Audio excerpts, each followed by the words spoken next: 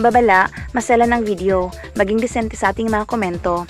13 years old na babae mula Argao, Cebu, kinalbo ng kanyang kapitbahay dahil sa nakakilabot nitong sandamakmak na kuto.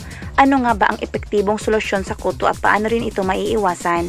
Kwento ni Janice, palagi po siyang pumupunta dito sa bahay namin kasi best friend siya ng anak ko, pero nangangamoy talaga siya, amoy malansa. Nandun lang talaga siya sa terrace, nalalaglag kasi yung kuto niya, yung anak ko sinusuyod siya, pinapaliguan niya rin at binibigyan ng damit. Naawa ko sa bata, nag-decide ako na suyurin yung buhok niya. First suyod ko po, napuno agad ng kuto yung suyod, hindi ko in-expect yun. Inupin ko po yung buhok niya, ang dami pa rin. Sabi ko sa kanya, kalbuhin na lang kita, yun ang paraan na nakita ko para matulungan ko siya. Nung kinalbo ko siya, ang daming puti-puti sa ulo niya, parang pinamamahaya na talaga ng kuto. Pahayag ni Princess, makati masyado, hindi ako nakakatulog. Pag natulog ako, nahuhulog yung mga kuto. Pag nagkukumot ako, umaabot din dun yung mga kuto. Palagi akong sinasabihan ng mga classmate ko na kutuhin. Sa mga laro, hindi nila ako pinapasali. Masakit po sa dibdib sobra. Binubuli nila ako. Pagka-uwi ko, umiiyak ako. Kaya sobrang nagpapasalamat ako sa kapitbahay namin. Naiiyak ako. Sila lang ang tumanggap sa akin na kaibigan kahit may kuto ako. Gusto ko wala na akong kuto. Wish ko yan para hindi na ako mabuli ng mga kaklase at kaibigan ko. Panoorin natin ang kabuuan ng kwentong ito sa Kapuso Mo Jessica Soho, Linggo ng gabi. Mga Malay-Dinosaur na monitor lizard o bayawak, madalas sinasalubong ang mga turista sa Coron, Palawan. Kwento ni Mark, kasama na namin sa trabaho yung mga bayawak. Mga kaibigan talaga namin sila.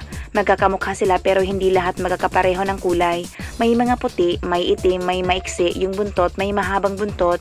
Kapag lumalabas yung mga bayawak, hinahayaan lang namin yung guest na pinipicturean sila, binivideohan din sila. Pero pag ang mga guest naman namin medyo natatakot, ginaguide lang namin sila.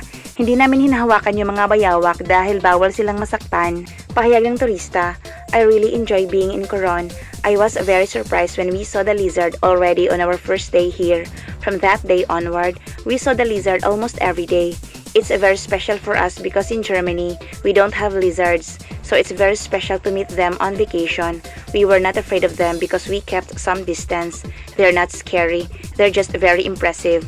Panoorin natin ang kabuuan ng kwentong ito sa Kapuso Mo Jessica Soho, Linggo ng gabi. 19 namang sasakyan na sunog sa parking lot ng Ninoy Aquino International Airport na posible raw dahil sa grass fire.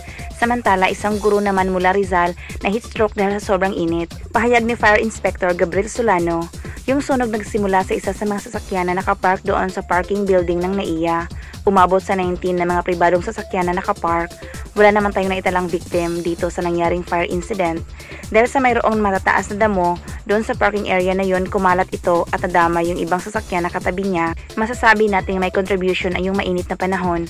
Although we cannot say definitely na yun talaga yung sanhi, maraming factor pa tayong tinitinang subject to the investigation. Sa panahon ngayon, ugaliin ang mga kababayan natin na alamin ang numero sa pinakamalapit na fire station. Pahayag ni Princess, ang alam ko na lang po pumasok siya ng eskwelahan parang normal routine. Nag-update po siya na pauwi na siya noon. Hanggang sa bigla siyang nag-chat at tumawag sa group chat namin. Nanghihingi siya ng tulong. Ang sabi po sa akin, nakita po nila namumutla siya. Tapos nakaupo po siya sa gilid ng kawayanan. Nagbasa po siya ng damit at nilagay po niya sa ulo niya. Hanggang sa dumugo raw yung ilong niya. Pero dead on arrival na siya sa ospital. Wala naman siyang ibang nararamdaman kasi active naman siya sa physical activity. Wala rin naman siyang sakit sa puso. Sabi po ng doktor, heat stroke daw po. May mga pumutok na ugat daw po sa ulo niya kaya naging unconscious na siya. Sobrang init talaga ng araw na yon. Panoorin natin ang kabuuan ng kwentong ito sa Kapuso Mo Jessica Soho, Linggo ng gabi.